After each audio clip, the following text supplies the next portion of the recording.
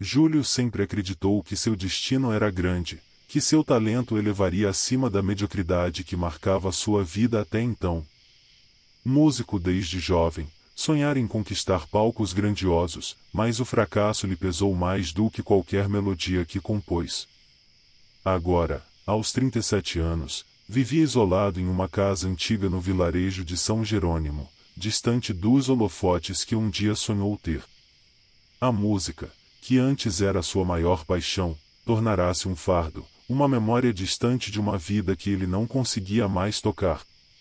A casa onde morava refletia seu estado emocional, grande, desolada, com as paredes descascando e o eco das notas desafinadas de um piano velho preenchendo os cômodos vazios. Júlio passava os dias tentando compor algo novo, algo que o trouxesse de volta à relevância, mas nada parecia funcionar. Suas composições eram repetitivas, sem vida, apenas sombras de uma criatividade que ele já não possuía. O silêncio entre uma nota e outra era ensurdecedor, um lembrete constante de seu fracasso. Em uma tarde fria de outubro, Júlio decidiu caminhar até o centro do vilarejo, buscando qualquer tipo de distração. Era um lugar pequeno, de ruas de paralelepípedo e casas antigas. Quase não havia movimento, a vida parecia acontecer em um ritmo lento e melancólico, como se o tempo tivesse parado. Ao passar por uma loja de antiguidades, algo chamou sua atenção. O letreiro quase apagado balançava com o vento, e as janelas empoeiradas escondiam os objetos esquecidos em seu interior. Sem muito pensar, entrou na loja, atraído pela curiosidade que há tempos não sentia. O sino da porta tocou com um som baixo e abafado, e o ar parecia mais denso ali dentro. O dono, um homem velho de cabelos ralos e postura cansada, o cumprimentou com um aceno vago. A loja estava cheia de objetos antigos, imóveis, relógios, livros e instrumentos musicais. Júlio caminhou lentamente entre as estantes e vitrines, observando as relíquias do passado. Nada ali lhe parecia de grande valor, até que, num canto escuro, ele encontrou uma partitura. Ela estava desgastada pelo tempo, as bordas amareladas e rasgadas, mas as notas musicais ainda eram claramente visíveis. O título na capa chamou sua atenção: Na Música da Morte. Uma onda de curiosidade o tomou. Ele pegou a partitura com cuidado, sentindo uma estranha energia emanando dela. Era como se ela o chamasse, quase implorando para ser tocada. De onde veio isso? Perguntou ao dono da loja. Ah, isso, e o velho hesitou por um momento. Ninguém sabe ao certo. Apareceu aqui faz anos. Ninguém nunca comprou, sempre acaba voltando de alguma forma. Júlio sorriu levemente. Uma música abandonada e esquecida, como ele. Talvez houvesse ali algo mais, algo especial que o inspiraria a criar algo novo, algo que mudaria o rumo de sua vida. Sem pensar duas vezes, comprou a partitura. Naquela noite, ao voltar para casa, colocou a partitura sobre o piano. Sentou-se, olhou para as notas por um longo tempo, sem tocar nenhuma delas. Havia algo inquietante naquele papel, algo que ele não conseguia definir. No entanto, a melodia que parecia desenhada nas notas o atraía. Decidiu que tocaria no dia seguinte, com a mente mais descansada. Antes de se deitar, ainda com o pensamento na música que havia encontrado, Júlio sentiu uma leve brisa entrar pela janela, fazendo as cortinas balançarem suavemente. Olhou para o piano, e por um segundo, teve a impressão de ver as páginas da partitura se moverem sozinhas. Mas era apenas o vento, disse a si mesmo, tentando ignorar o leve calafrio que sentiu. Na manhã seguinte, Júlio acordou com uma estranha sensação de inquietude. A imagem da partitura ocupava sua mente, como se, durante o sono, sua melodia tivesse tentado se desenhar nos confins de seus sonhos. Olhou para o piano no canto da sala, as folhas da Música da Morte ainda repousando sobre ele. Uma parte de si hesitava em tocar aquelas notas, mas a outra, a parte artística que ainda ansiava por relevância, estava decidida. Ele se sentou no banco do piano, respirou fundo e começou a estudar a partitura. As notas eram complexas, intricadas, e a melodia parecia se mover em uma direção sombria. Aos poucos, seus dedos começaram a deslizar pelas teclas, fazendo soar os primeiros acordes. A música era diferente de tudo que já havia tocado antes, e sombria, mas estranhamente bela. Era como se cada nota tivesse sido escrita com propósito, como se contasse uma história trágica e melancólica. Enquanto tocava, Júlio se perdeu no fluxo da melodia. Os acordes ressoavam profundamente, preenchendo a casa com uma atmosfera quase pesada. Porém, à medida que as notas mais graves ecoavam, algo começou a mudar no ambiente. Ele parou por um momento, ouvindo atentamente. Não havia sons exteriores, apenas o piano e, em sussurros.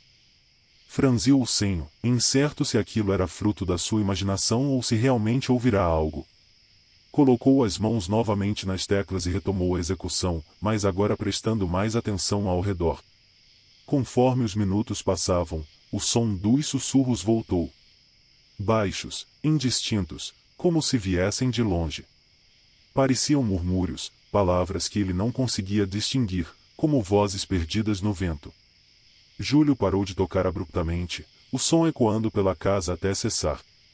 O silêncio que se seguiu foi ainda mais perturbador. Levantou-se do banco, olhando para o piano como se esperasse que algo se manifestasse. Mas não havia mais nada além do silêncio absoluto da casa. Ele riu de si mesmo, um riso nervoso, tentando dissipar o desconforto crescente. "Estou me deixando levar", murmurou, passando a mão pelos cabelos. Claro, não havia nada ali. Talvez fosse o eco da própria música, ou sua mente pregando peças. Afinal, ele estava exausto, tanto física quanto emocionalmente, e a atmosfera sombria da música poderia ter intensificado a sensação de isolamento. Decidido a deixar a partitura de lado por enquanto, Júlio fechou o piano e se afastou, tentando focar em outras tarefas para ocupar a mente. No entanto, ao longo do dia, ele não conseguia afastar a sensação de que algo estava fora do lugar. O som dos sussurros parecia se repetir em sua cabeça, mesmo quando não havia música. Pareciam estar sempre à beira de serem compreendidos, mas se perdiam no ar antes que pudesse decifrá-los. Naquela noite, sentou-se na poltrona da sala, fitando o piano. A casa estava em completo silêncio, mas a lembrança dos sussurros ainda o perseguia. Estaria ele imaginando tudo? Estaria finalmente perdendo o controle que tanto lutou para manter? Decidiu que precisava descobrir mais sobre a partitura. Talvez houvesse algo em seu passado que pudesse explicar a intensidade de sua reação à música. No entanto, antes que pudesse se perder em mais devaneios, uma sensação de peso no ar tomou conta da sala. O vento do lado de fora, que antes era suave, parecia ter se intensificado, batendo nas janelas com mais força. As cortinas se moviam, e, com um arrepio, Júlio viu algo que o fez prender a respiração. As páginas da partitura estavam se movendo novamente, mas dessa vez, o vento não poderia ser o responsável. As janelas estavam fechadas. Ele se levantou devagar, seus olhos fixos nas folhas que se viravam sozinhas, uma por uma, como se alguém ou algo estivesse folheando-as. Uma a uma, as páginas passaram até que pararam subitamente na última. Júlio sentiu o coração disparar. A última nota da música parecia gritar para ele, como se pedisse para ser tocada. Com a respiração pesada, ele se aproximou lentamente do piano. Queria virar as páginas de volta, mas sentiu que algo o impedia, como se a própria música estivesse clamando por atenção, por ser tocada até o fim. No entanto, o medo foi maior. Fechou a tampa do piano abruptamente, afastando-se do instrumento. Algo estava errado com aquela música. E, naquela noite, decidiu que não voltaria a tocá-la, pelo menos, por enquanto. Os dias que se seguiram foram inquietos para Júlio. Mesmo longe do piano, ele não conseguia afastar a sensação de que algo observava. O som dos sussurros que ouvirá durante a execução da música parecia segui-lo, agora mais insistente, mais presente. No início, eram pequenos murmúrios ao fundo, quando a casa estava quieta. Mas logo se tornaram tão fortes que ele começava a ouvi-los até mesmo no meio das conversas do dia a dia. Júlio tentava se concentrar em outras atividades, mas a música não o deixava em paz. Cada vez que passava pelo piano, sentia-se atraído para a partitura. Era como se as notas o chamassem, exigindo que ele continuasse de onde havia parado. Algo naquelas páginas tinha poder sobre ele, e, mesmo consciente do perigo, uma parte de si queria explorar até o fim o que quer que fosse aquilo. Num fim de tarde, com a cabeça latejando de tanto tentar resistir, ele cedeu. Sentou-se ao piano novamente, as mãos hesitantes sobre as teclas. O silêncio da casa parecia mais profundo, e a luz fraca do entardecer lançava sombras longas nas paredes. Fechou os olhos e respirou fundo antes de começar a tocar. A melodia surgiu como antes, intensa e perturbadora, mas desta vez parecia ter mais força, como se algo ou alguém estivesse tocando junto com ele. Os sussurros voltaram, crescendo em intensidade conforme as notas avançavam. Desta vez, Júlio pôde quase entender o que diziam. Palavras fragmentadas, frases sem sentido, que soavam como lamentos de algo perdido. A sensação de frio percorreu seu corpo enquanto ele tocava. Seus dedos, antes hesitantes, agora corriam pelas teclas como se fossem movidos por uma força além de sua vontade. Foi então que ele viu. No reflexo do espelho que ficava ao lado do piano, Júlio percebeu uma sombra movendo-se pelo canto da sala. Seu coração acelerou, e suas mãos pararam imediatamente sobre as teclas. Ao olhar diretamente para o canto da sala, não havia nada, apenas o vazio escuro da noite entrando pelas janelas. O silêncio após a música era quase ensurdecedor. Ele ficou ali, imóvel, por alguns segundos, tentando convencer a si mesmo de que tudo aquilo não passava de uma ilusão causada pelo estresse. No entanto, algo estava diferente. O ar na sala parecia mais denso, mais pesado. Naquela mesma noite, algo ainda mais perturbador aconteceu. Júlio acordou de madrugada com uma sensação gelada na pele, como se tivesse sido tocado por algo invisível. Abriu os olhos lentamente, apenas para encontrar sua casa mergulhada na escuridão. Porém, ao ouvir um som quebrou o silêncio, percebeu que não estava sozinho. O piano estava sendo tocado. Um calafrio percorreu sua espinha. Levantou-se devagar, o corpo rígido de medo, e caminhou até a sala. Lá estava o piano, a tampa ainda fechada, mas as teclas se moviam sozinhas. Cada nota, cada acorde, era a mesma melodia que ele tocara antes, mas agora, como um aviso sinistro vindo de algo invisível. As teclas pararam abruptamente quando ele entrou na sala. Júlio se aproximou, sem fôlego, e verificou o piano. Não havia sinais de que alguém estivesse ali. O vento não soprava, e as cortinas estavam imóveis. No entanto, o desconforto só aumentava. Nos dias seguintes, as coisas só pioraram. Conforme tocava música, ele percebia que as mortes misteriosas no vilarejo estavam estranhamente conectadas às vezes em que ele se sentava ao piano. Um pescador havia sido encontrado afogado em águas calmas no dia seguinte à primeira vez que tocou. Um acidente de carro inexplicável ceifara a vida de uma família inteira logo após sua segunda sessão. Coincidências demais para serem ignoradas. Júlio começava a se perguntar se a música tinha algo a ver com as tragédias. Mas o que ele poderia fazer? Parar de tocar parecia ser a solução mais óbvia, mas o desejo de continuar era quase irresistível. Ele se via em um dilema, e a música parecia prometer algo grandioso, talvez até uma redenção artística, mas a um preço terrível. Ele sabia que precisava de respostas. Já não bastava simplesmente temer as sombras ou os sussurros. A conexão entre a música e os eventos perturbadores que ocorriam ao seu redor era evidente demais para ser ignorada. A decisão foi tomada, e ele iria investigar a origem daquela partitura maldita. Na manhã seguinte, Júlio começou sua busca. Visitou os arquivos locais, tentou encontrar registros sobre a partitura, qualquer menção à música da morte. Foi então que descobriu algo que o deixou sem ar, a tragédia envolvendo uma orquestra local, décadas atrás. A mesma música havia sido tocada antes do incêndio que matou todos os membros da orquestra. A partitura estava ligada àquela tragédia, e agora, ele temia que sua vida estivesse entrelaçada com o mesmo destino. Júlio passou os dias seguintes obcecado por descobrir a origem da partitura. Suas visitas ao arquivo da cidade revelaram fragmentos de uma história macabra que parecia estar ligada diretamente à música. A cada novo pedaço de informação, o terror que sentia se intensificava, mas também crescia a necessidade de entender o que estava enfrentando. Em meio aos documentos antigos, ele encontrou o registro de uma tragédia que abalou São Jerônimo décadas atrás. Uma orquestra famosa havia sido convidada para tocar na cidade, e entre as peças escolhidas estava uma música nunca antes executada, chamada a Música da Morte. Durante a apresentação, algo terrível aconteceu.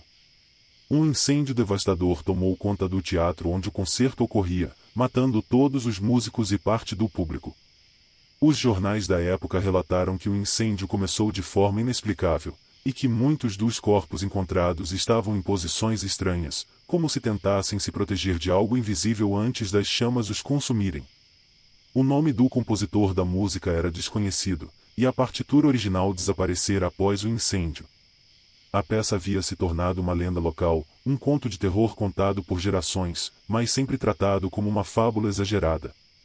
Poucos acreditavam que havia algo de verdade na história, exceto os mais velhos, que ainda se lembravam dos relatos aterrorizantes dos sobreviventes. Júlio, no entanto, sabia que havia mais do que uma simples coincidência. O padrão era claro demais.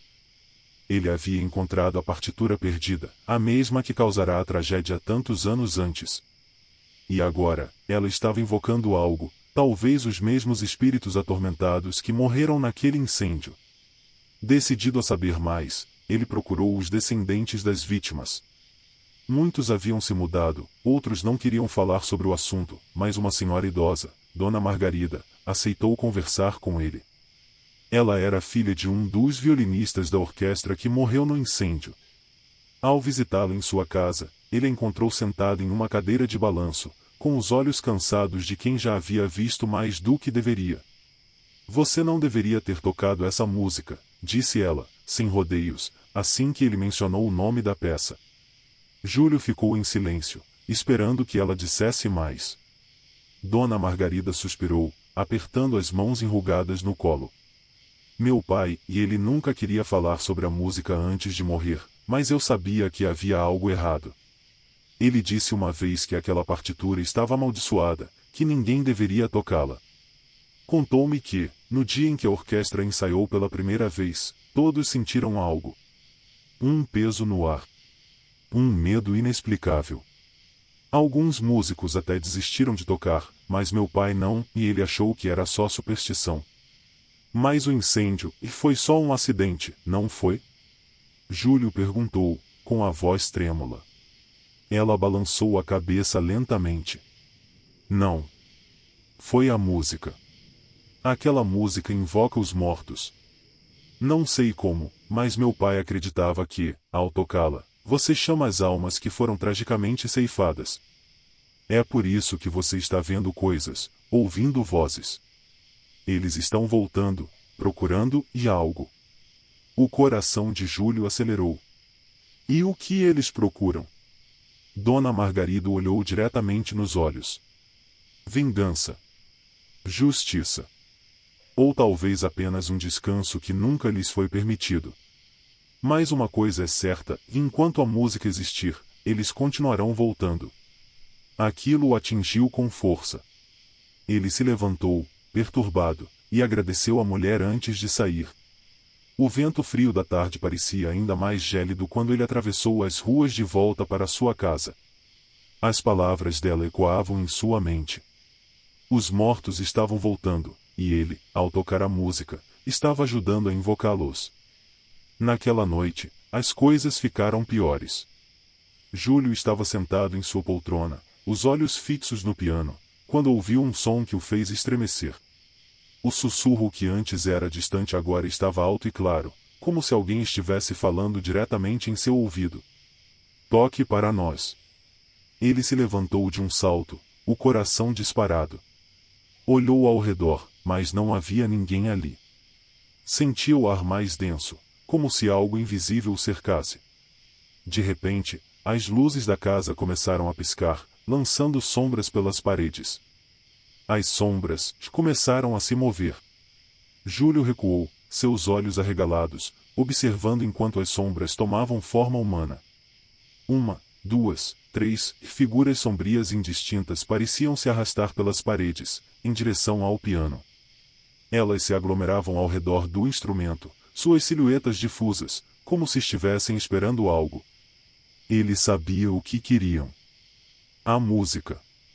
As figuras não se aproximaram mais, mas continuaram ali, imóveis, observando. E esperando. O pânico subiu pela garganta de Júlio. Ele não sabia o que fazer. Destruir a partitura? Tocar a última nota e acabar com tudo? Mas uma coisa era clara, e sua vida agora estava amarrada àquela maldita música. Júlio passou a noite em claro, o pavor tomando conta de seus pensamentos. As sombras que antes o cercavam pareciam ter desaparecido com a chegada da manhã, mas o sentimento de opressão permanecia, como se algo estivesse à espreita, esperando para emergir das profundezas da casa a qualquer momento. Ele sabia que não poderia fugir da situação. A música havia se infiltrado em sua mente, e sua vida já estava irrevogavelmente ligada à maldição que ela carregava. Ao longo do dia, ele lutava com seus próprios pensamentos. Destruir a partitura parecia uma solução óbvia, mas, cada vez que considerava essa ideia, algo dentro dele o impedia. Era como se a música tivesse se tornado parte dele, uma promessa de grandeza que ele não conseguia abandonar, apesar do terror que a acompanhava. A perspectiva de criar algo extraordinário, uma peça que seria lembrada, o seduzia. Ao cair da noite, o desespero tomou conta. A sensação de que não havia escapatória foi esmagadora. Em um momento de impulso, ele se dirigiu ao piano, determinado a tocar a música até o fim. Se a música realmente carregava o poder de invocar os mortos, talvez ao tocá-la completamente ele pudesse entender o que os espíritos queriam, ou até mesmo quebrar a maldição de uma vez por todas. Sentado diante do piano, com as mãos trêmulas sobre as teclas, Júlio olhou fixamente para a partitura. As páginas amareladas pareciam mais gastas do que antes, como se o tempo tivesse acelerado sua decomposição. A última nota da peça estava marcada, como uma advertência. Ele fechou os olhos por um momento, respirou fundo e começou a tocar. A melodia, antes estranha e perturbadora, agora parecia ter vida própria. Cada acorde reverberava pela casa com uma intensidade assustadora. Os sussurros voltaram, mas desta vez estavam mais altos, mais claros. Júlio conseguia entender algumas palavras, frases soltas que falavam de dor, perda e vingança. As vozes, de alguma forma, ecoavam dentro dele. Enquanto tocava, sentiu uma presença se manifestando na sala. Abriu os olhos e viu as sombras novamente. Elas estavam mais definidas agora, como se tivessem ganhado forma, emergindo das paredes e se aproximando do piano. Podia distinguir traços de rostos, olhos vazios e bocas que pareciam mover-se em lamentos silenciosos. Os espíritos estavam ali, todos ao redor dele, assistindo sua performance final. Cada nota que ele tocava parecia aproximá-los mais. Júlio estava aterrorizado, mas suas mãos continuavam a seguir a partitura, como se fossem movidas por uma força que ele já não controlava. Ele sabia que estava chegando ao clímax da peça, a última sessão que jamais havia tocado antes. Ao atingir as últimas notas, o ar na sala pareceu congelar. As sombras pararam de se mover, agora formando um círculo ao redor do piano. Júlio sentiu o pânico crescer em seu peito, mas estava determinado a terminar. Sabia que havia algo mais à espera, uma revelação oculta naquelas últimas notas. Quando tocou a penúltima nota, algo inesperado aconteceu.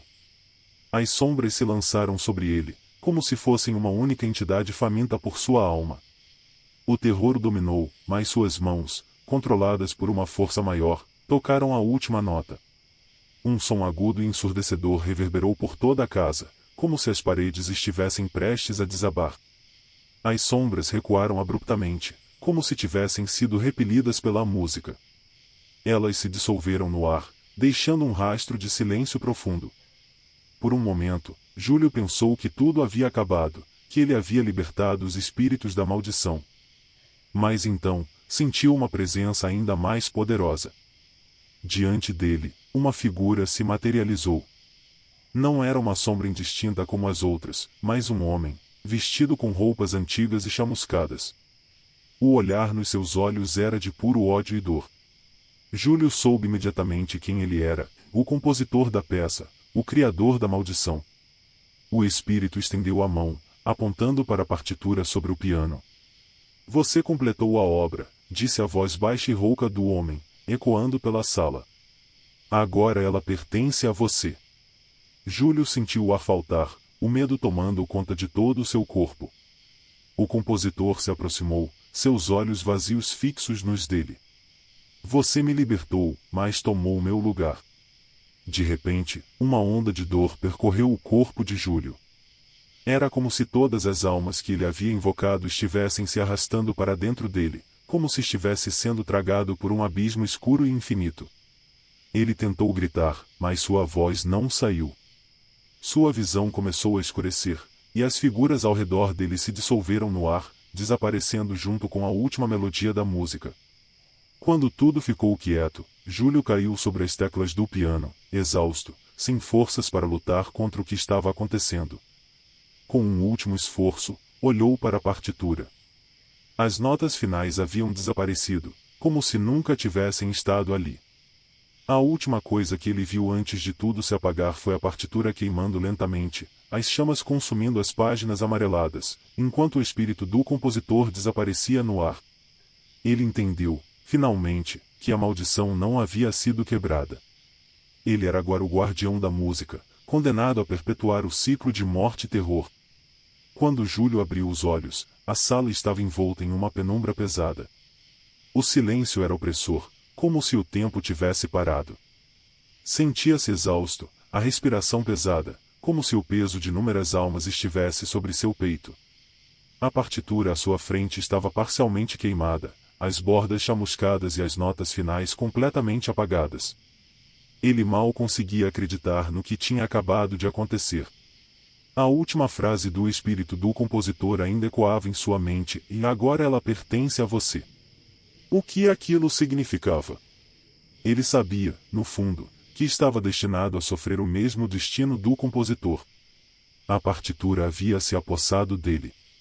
Ele podia sentir a música queimando em seu interior, como uma chama que não podia ser extinta.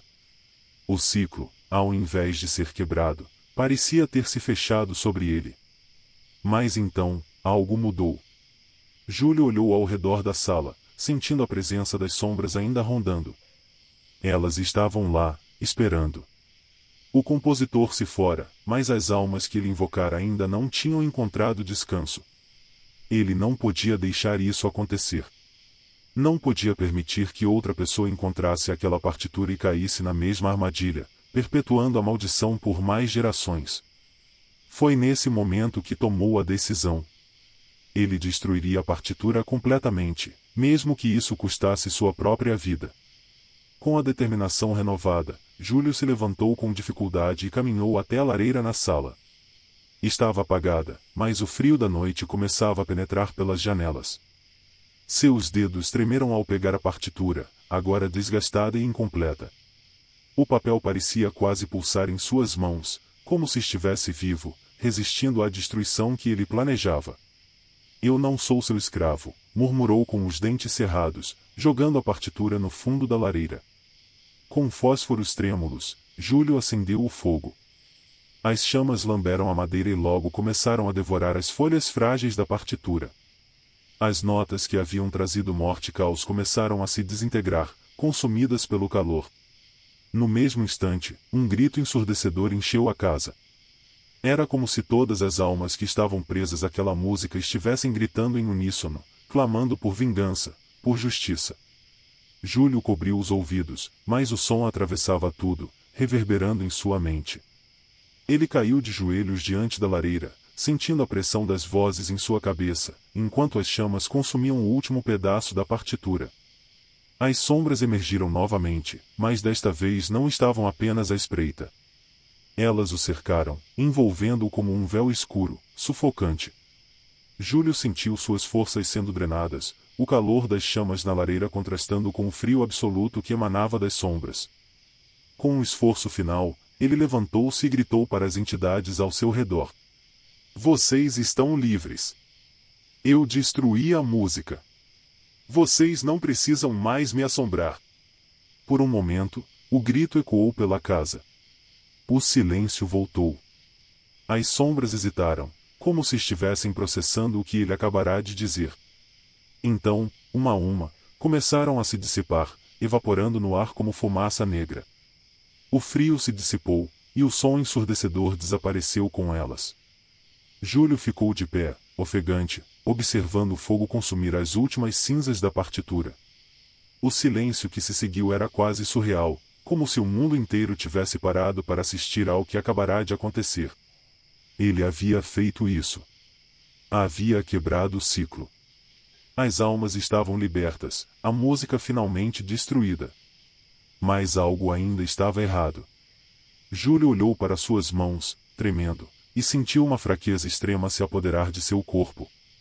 Suas pernas fraquejaram, e ele se apoiou na borda da lareira para não cair. O peso da maldição ainda estava sobre ele, mesmo que as almas tivessem partido. Ele sabia que, ao destruir a partitura, havia selado seu próprio destino. Um último pensamento passou por sua mente, e a música não se limita à partitura. Ela já vive dentro dele. O sacrifício que fizera para libertar os outros não o libertaria. A música ainda pulsava em suas veias, correndo em seus pensamentos, uma melodia sombria que nunca mais cessaria. E enquanto a última chama da lareira se apagava, Júlio caiu de joelhos, aceitando o que estava por vir. Com um suspiro final, seus olhos se fecharam, e o silêncio absoluto tomou conta da casa. Na escuridão, a melodia da música da morte ecoava em sua mente, até que ele também desapareceu, levado pelo poder da música. Meses depois, um novo músico chegava ao vilarejo de São Jerônimo. Seu nome era Lucas, um jovem talentoso, recém-formado no conservatório, em busca de inspiração. O vilarejo, com seu charme antigo e suas histórias esquecidas, parecia o lugar ideal para encontrar novas melodias. Durante sua primeira caminhada pela cidade, ele encontrou uma pequena loja de antiguidades. Algo dentro o chamou a atenção, como se uma força invisível o atraísse para o interior. Ao passar pelos itens antigos e poeirentos, encontrou uma partitura caída no chão, chamuscada nas bordas, mas ainda legível. O título, quase apagado, estava gravado no topo da página e na música da morte. Lucas sorriu, pegando a partitura. Talvez, pensou, tivesse encontrado sua grande obra-prima. E assim, o ciclo recomeçava.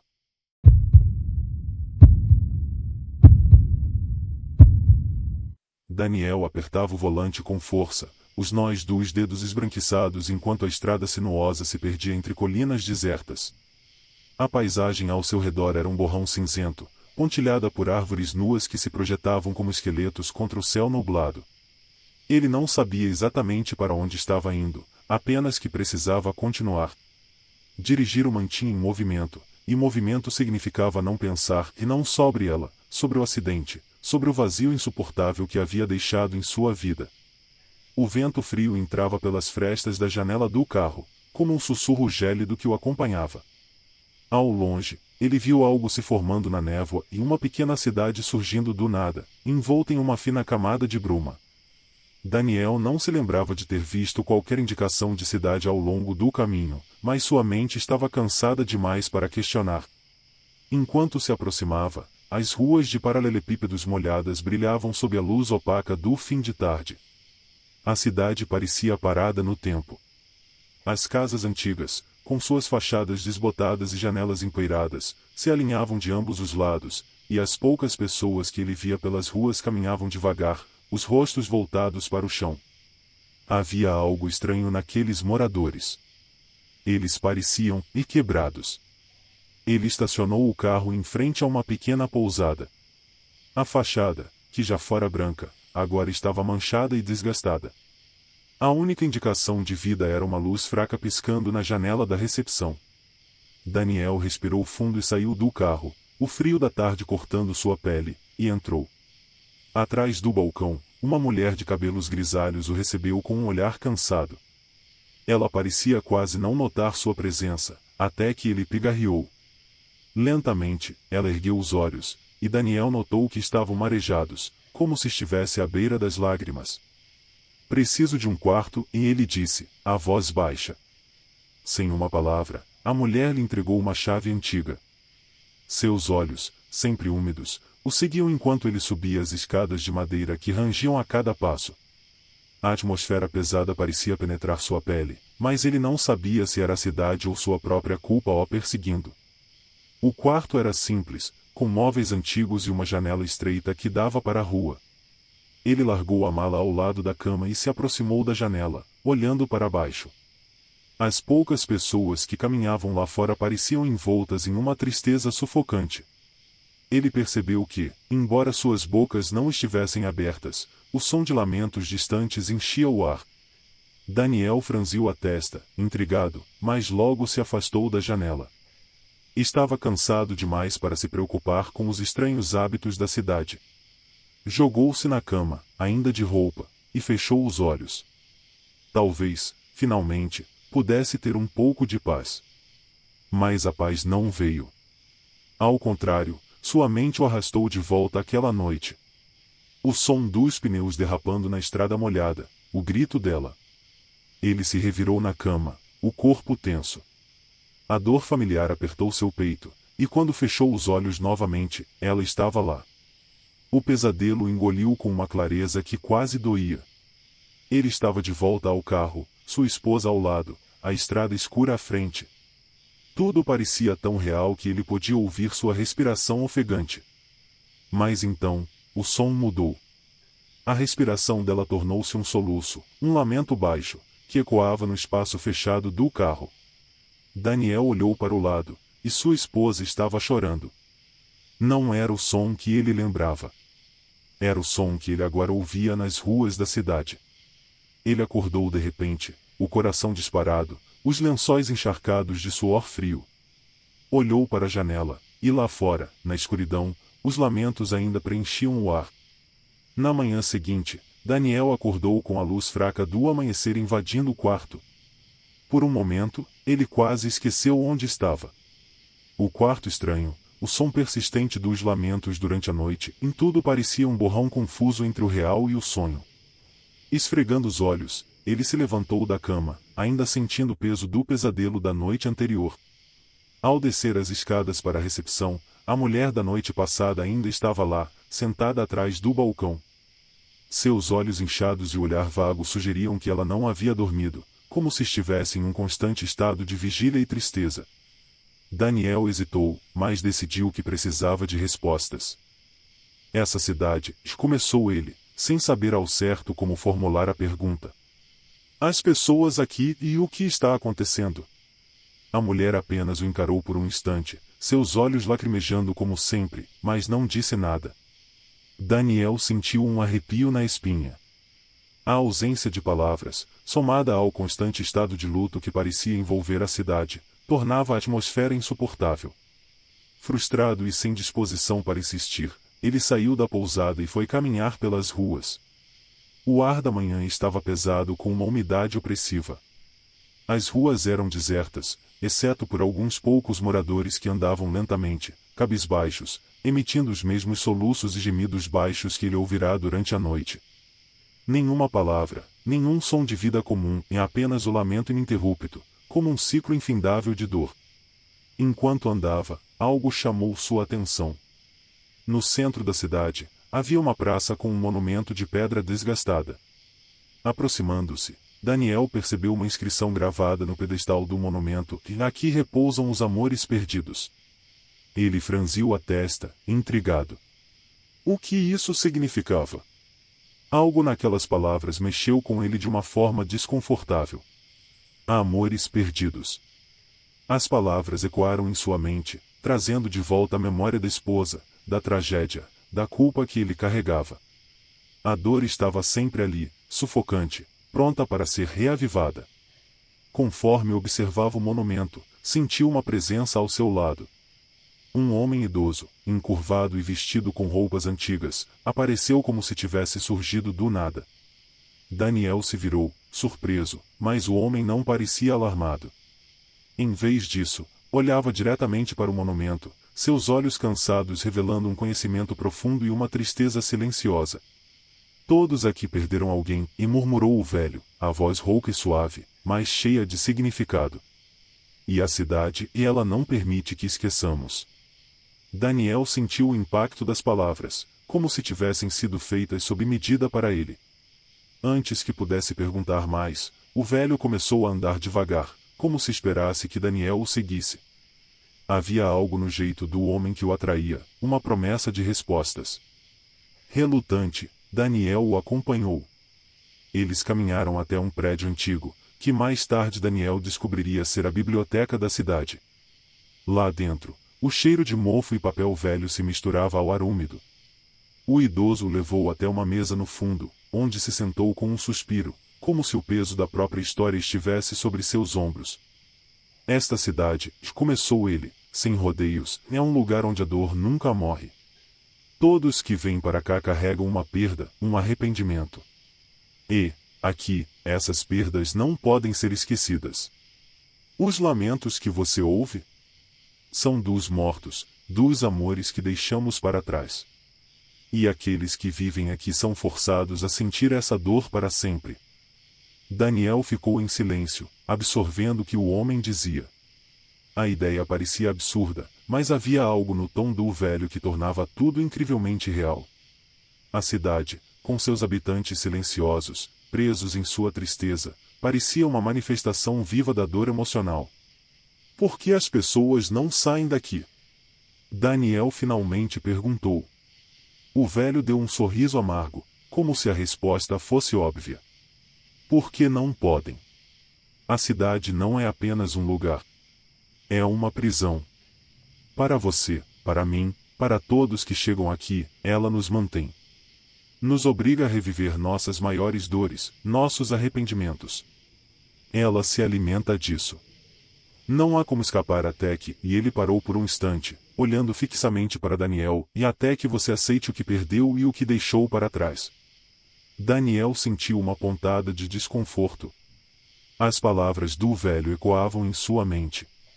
Ele pensou na esposa, no acidente, nas escolhas que levaram ao momento fatal. Estaria ele ali por causa disso? A cidade sabia de sua dor. E se eu não puder aceitar? Ele perguntou, quase num sussurro. O velho olhou para ele com uma compaixão silenciosa. Então, meu jovem, você se tornará como todos os outros aqui. Uma sombra de quem foi, perdido em seus próprios lamentos. O som distante dos soluços, que havia se tornado um ruído de fundo constante, agora parecia mais alto. Daniel sentiu um aperto no peito, como se a cidade o estivesse chamando, puxando para dentro de seu ciclo de dor. Os dias seguintes em que Daniel passou na cidade começaram a se misturar em uma névoa confusa. Cada manhã, ele saía do quarto da pousada e caminhava pelas ruas silenciosas, observando os habitantes com seus rostos pálidos e olhos marejados. A presença constante dos lamentos, vindos de todos os lados, tornava impossível escapar da atmosfera opressiva. Eles ecoavam pela cidade como um lembrete constante de que a dor e o arrependimento estavam sempre presentes, impossíveis de ignorar. Daniel começou a perceber que o tempo, na cidade, parecia se mover de forma estranha. As horas se esticavam, e cada dia parecia mais longo que o anterior. Era como se o próprio conceito de tempo tivesse sido distorcido pelo peso da tristeza que envolvia o lugar. Ele tentou manter sua mente ocupada, mas cada vez que fechava os olhos, era levado de volta àquela noite. O acidente. O momento em que tudo desmoronou. A culpa o acompanhava como uma sombra, crescendo cada vez mais, à medida que ele se conectava emocionalmente com o ambiente. À noite, seus sonhos se tornaram insuportáveis. Não eram mais apenas lembranças confusas. Agora, eram quase tão reais quanto o próprio momento em que ocorreram. Numa dessas noites, Daniel se viu dirigindo novamente pela estrada molhada, exatamente como naquela noite trágica. O volante vibrava em suas mãos enquanto sua esposa estava sentada ao seu lado, olhando para ele com olhos vazios e lacrimejantes. Cada detalhe do sonho parecia vívido, dolorosamente real. O som da chuva batendo no vidro, o farol do carro iluminando a estrada estreita, e então, de repente, o grito. Ele sempre acordava no mesmo momento. O grito dela ainda ecoava em sua mente quando seus olhos se abriam no quarto escuro da pousada. Ele sentia o suor frio cobrindo seu corpo, o coração disparado, a respiração pesada. Mas, naquela noite, algo foi diferente. Quando abriu os olhos, o som do lamento ainda estava lá, mas não era apenas o choro distante que ele ouvirá desde que chegou. Era o som dela. Daniel se levantou abruptamente, confuso e aterrorizado. Ele correu até a janela e olhou para fora, esperando ver a figura de algum habitante da cidade caminhando pela rua. Mas não havia ninguém. Apenas a escuridão densa e as sombras das casas e móveis. Mesmo assim, o som do lamento de sua esposa persistia, agora mais claro, como se estivesse chamando-o. Ele recuou da janela, sentindo o ar se tornar cada vez mais pesado ao seu redor. Naquela noite, ele não conseguiu voltar a dormir. Os lamentos pareciam segui-lo, mesmo quando ele cobriu a cabeça com os travesseiros, tentando se isolar da sensação de estar sendo observado. Tudo naquele lugar estava amplificando suas emoções, suas memórias. A cidade parecia saber exatamente como manipular sua dor, como trazer à tona o pior dentro dele. No dia seguinte, Daniel estava exausto, mas determinado a encontrar respostas. Ele foi até a biblioteca, na esperança de que o velho bibliotecário pudesse lhe dizer mais sobre o que estava acontecendo. Encontrou o homem no mesmo lugar, sentado em uma cadeira atrás de uma pilha de livros empoeirados. Ao vê-lo, o bibliotecário apenas assentiu lentamente, como se soubesse o que estava por vir. Você está começando a ouvir, não é? O velho perguntou, sem levantar os olhos dos livros.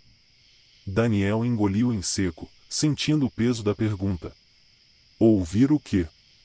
O bibliotecário finalmente olhou para ele, seus olhos revelando uma tristeza profunda. Os lamentos. Mas agora não são apenas os lamentos dos outros. Você está ouvindo os seus próprios. Daniel sentiu um calafrio. Ele pensou nas noites sem dormir, nos sonhos cada vez mais reais, no som do choro de sua esposa que agora parecia o seguir para todo lugar. O que isso significa? Ele perguntou, a voz vacilante. O velho suspirou, como se a resposta fosse dolorosa demais para ser dita em voz alta. Significa que a cidade está se apossando de você. Cada pessoa que vem para cá traz consigo uma dor, uma perda que não consegue superar. Aqui, essas perdas ganham forma, ganham vida. Você se lembra dos seus erros, das suas falhas, das suas culpas, e a cidade faz com que você as reviva, dia após dia. Até que não reste mais nada de você, exceto o arrependimento. Daniel ficou em silêncio por um momento, as palavras do bibliotecário pesando em sua mente. Ele pensou na esposa, no acidente, na culpa que o havia consumido desde então. Seria verdade? Estaria ele preso ali por causa de sua própria incapacidade de seguir em frente? E não há como escapar? Ele perguntou, com uma pontada de desespero. O bibliotecário balançou a cabeça lentamente. A única forma de escapar é enfrentar a verdade. Aceitar o que aconteceu, e se perdoar. Mas, e ele hesitou por um momento, como se pesando as palavras, poucos conseguem fazer isso. As palavras do velho ecoaram na mente de Daniel enquanto ele voltava para a pousada. A ideia de perdoar a si mesmo parecia impossível. Como ele poderia perdoar algo tão devastador?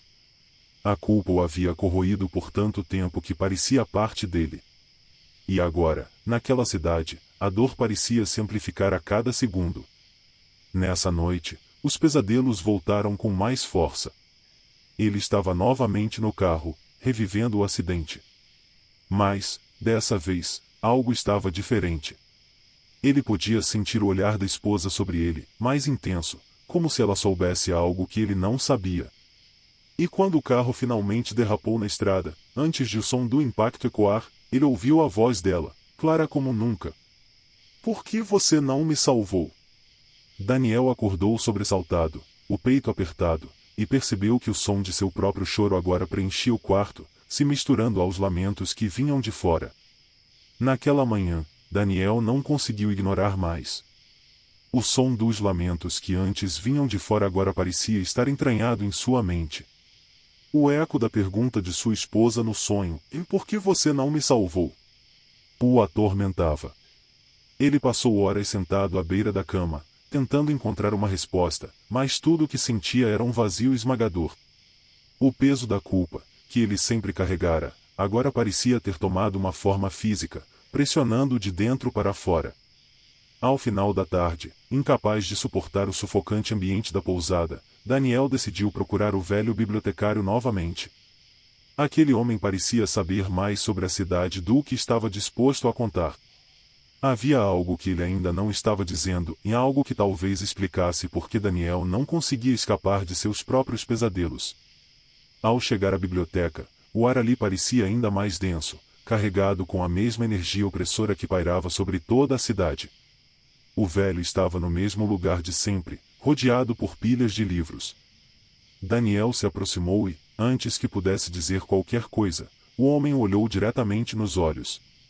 Você teve outro sonho, afirmou o bibliotecário, como se já soubesse o que Daniel estava prestes a contar.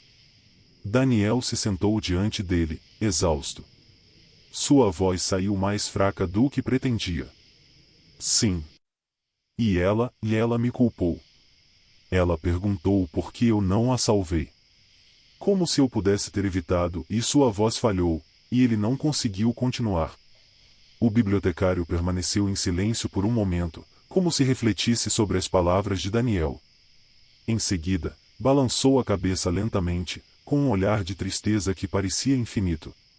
A cidade está te mostrando o que você escondeu de si mesmo. Está tentando fazer com que você enfrente a verdade. Daniel franziu o senho, sentindo o desconforto crescer em seu peito. Que verdade! O acidente foi uma tragédia. Eu não tinha como evitar. A estrada estava molhada, eu perdi o controle. As palavras saíram como um mantra, algo que ele repetia a si mesmo desde o dia do acidente. Mas, pela primeira vez, ao dizê-las em voz alta, soaram vazias. Algo estava errado. Daniel sentiu o estômago revirar, como se uma parte de sua mente estivesse prestes a revelar algo que ele havia trancado a 7 chaves. O que você se lembra daquela noite? O bibliotecário perguntou calmamente, suas palavras ecoando pelo espaço silencioso da biblioteca. Daniel hesitou. As memórias estavam fragmentadas, despedaçadas pela dor. Ele se lembrou do volante em suas mãos, da chuva pesada batendo no vidro, do grito de sua esposa, e mais havia algo mais, algo no fundo de sua mente que ele havia evitado a todo custo. Começou, mas sua voz falhou. Ele tentou de novo, forçando-se a reviver aquela noite. Eu estava dirigindo. Estávamos voltando de uma festa. Eu me lembro de estar cansado, e... De repente, flashes de memória começaram a vir à tona, rápidos e dolorosos. Ele havia bebido naquela noite. Não muito, só algumas taças de vinho, mas o suficiente para sentir a cabeça leve enquanto dirigia. Ele sabia que não devia ter pego o volante, mas sua esposa insistira para que voltassem para casa, e ele achou que conseguiria. Na curva da estrada, a combinação de cansaço e álcool fizera com que seus reflexos falhassem. Eu perdi o controle, e repetiu Daniel, agora com a voz fraca, como se o peso da verdade o estivesse esmagando. O bibliotecário observava, sem julgar, mas seus olhos carregavam uma empatia silenciosa. Você nunca aceitou isso, não é? Disse o velho suavemente. Você nunca aceitou que, talvez, parte da tragédia pudesse ter sido evitada.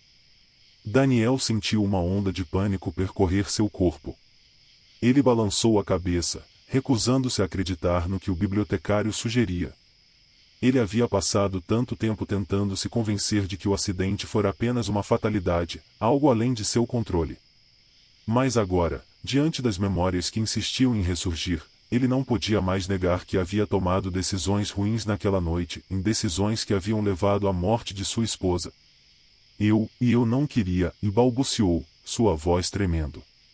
O bibliotecário assentiu lentamente. Ninguém quer carregar essa culpa, Daniel. Mas a cidade, ela te obriga a enfrentar aquilo que você mais teme. E o que você teme é admitir sua responsabilidade. Até que faça isso, o lamento não vai cessar. As palavras do velho reverberaram dentro de Daniel como um golpe. Ele sentiu as lágrimas começarem a brotar em seus olhos, algo que ele há muito tentava evitar. Tudo o que ele havia tentado esconder, toda a culpa que ele havia enterrado, agora estava vindo à tona com uma força implacável. Então, o que eu faço? Perguntou, num sussurro desesperado. O bibliotecário se levantou lentamente, caminhando até uma prateleira próxima. Retirou um livro velho, cuja capa estava desgastada pelo tempo. Ao abri-lo, revelou um mapa antigo da cidade. A cidade só liberta aqueles que aceitam a verdade, disse o velho, estendendo o mapa a Daniel. Há um lugar, um cemitério no fim da estrada. É lá que estão enterrados aqueles que já enfrentaram seus arrependimentos. Talvez, se você for até lá, possa encontrar as respostas que precisa. Daniel pegou o mapa com mãos trêmulas. O velho não precisou dizer mais nada. Ele sabia o que precisava fazer. Naquela noite, ao cair da escuridão, Daniel partiu em direção ao cemitério, com o mapa em mãos e o peso de sua culpa em seu coração. A estrada para o cemitério era sinuosa e mal iluminada. As árvores ao redor pareciam se fechar sobre Daniel, como se a própria cidade estivesse tentando segurá-lo. O mapa do velho bibliotecário guiava, mas a neblina se tornava cada vez mais densa, dificultando sua visão. O peso do que estava por vir apertava seu peito. Cada passo parecia mais pesado que o anterior, como se o próprio solo estivesse absorvendo suas emoções. Ao longe, as silhuetas dos túmulos começaram a surgir, delineadas pela luz tênue da lua. O cemitério era antigo, quase esquecido pelo tempo, com lápides desgastadas e musgo cobrindo a maioria dos nomes gravados nas pedras. Mas um túmulo, maior e mais imponente que os outros, chamava a atenção no centro do local. Daniel sabia que era para lá que ele devia ir. O vento assobiava entre as lápides, trazendo consigo o eco dos lamentos que ele ouvirá incessantemente desde que chegará à cidade. Mas agora, eles soavam mais altos, quase insuportáveis, como se a cidade estivesse chorando junto com ele. Seus próprios lamentos internos, suas culpas e arrependimentos, estavam se misturando com o choro eterno da cidade. Ao se aproximar do túmulo central, Daniel percebeu que algo estava escrito na lápide. As palavras, esculpidas com precisão, pareciam brilhar à luz da lua e aqui repousam aqueles que aceitaram suas verdades. Ele ficou imóvel diante da lápide, sentindo a pressão das palavras. A verdade. Era isso que ele precisava encarar. Mas como? Como ele poderia encarar o fato de que sua própria negligência, sua decisão de dirigir naquela noite, havia tirado a vida da mulher que ele amava? Eu sinto muito, e murmurou, quase como uma oração ao vento. Suas palavras pareciam desaparecer no ar, engolidas pelos lamentos incessantes. Mas ele sabia que aquilo não era suficiente. Daniel caiu de joelhos diante do túmulo. O frio da terra subiu por suas pernas, mas a dor dentro dele era muito maior. Sua mente foi invadida pelas memórias daquela noite fatídica. O som dos pneus derrapando, o grito de sua esposa, o impacto. Mas agora, a memória era mais clara, mais nítida. Ele se lembrou do momento exato em que viu o copo de vinho na mesa, da leve hesitação antes de pegar as chaves. Ele poderia ter escolhido não dirigir. Poderia ter dito não. Eu poderia ter salvado você, e sussurrou, a voz quebrada. Naquele instante, algo mudou. O vento ao seu redor cessou abruptamente, e os lamentos que haviam preenchido o ar desde que ele chegara à cidade começaram a silenciar. O silêncio que seguiu foi profundo, quase tangível. Daniel sentiu o peso da cidade se levantar de seus ombros, e o frio que o envolvia deu lugar a uma sensação estranha e inesperada de alívio. Ele olhou para cima e viu uma figura no horizonte. Sua esposa, de pé, envolta pela névoa, observava-o. Ela não chorava mais. Seus olhos, antes cheios de dor, agora olhavam com uma tristeza calma, quase compreensiva. Daniel se levantou devagar, sentindo a terra úmida abaixo de seus pés. Ele sabia que aquela não era apenas uma visão. Era o momento que a cidade havia esperado, o momento em que ele finalmente confrontaria sua verdade. Me perdoe, implorou, sentindo as lágrimas quentes descerem por seu rosto. A figura de sua esposa sorriu, um sorriso pequeno e triste, mas cheio de uma paz que ele não via desde antes do acidente. Ela se aproximou lentamente, e então, sem dizer uma palavra, desapareceu na neblina, deixando apenas o eco de seu sorriso e a leve brisa que agora acariciava o rosto de Daniel. Por um momento, ele ficou ali, imóvel. O silêncio da cidade ao seu redor era ensurdecedor. Não havia mais lamentos, apenas uma quietude estranha e solene. Ele olhou ao redor e percebeu que o cemitério, antes sombrio e opressivo, agora parecia menos ameaçador. As árvores, que antes se curvavam sobre ele como garras, estavam agora imóveis e pacíficas. Daniel fechou os olhos e respirou fundo, como se estivesse respirando pela primeira vez em muito tempo. A dor ainda estava lá, enterrada profundamente em seu coração, mas agora ela era diferente. Ele havia enfrentado a verdade. Havia aceitado sua responsabilidade e, mais importante, começado a perdoar a si mesmo. Enquanto caminhava de volta pela estrada que o levaria para fora da cidade, ele sentiu a presença do lugar se desvanecer lentamente. Os lamentos haviam cessado, e a cidade não o prendia mais. Ele estava livre. No horizonte, o primeiro raio de sol atravessava a névoa, iluminando o caminho à sua frente. E, por um breve momento, ele acreditou ouvir a voz de sua esposa, suave como um sussurro na brisa. Vá em paz. Daniel sorriu, e pela primeira vez em muito tempo, sentiu que poderia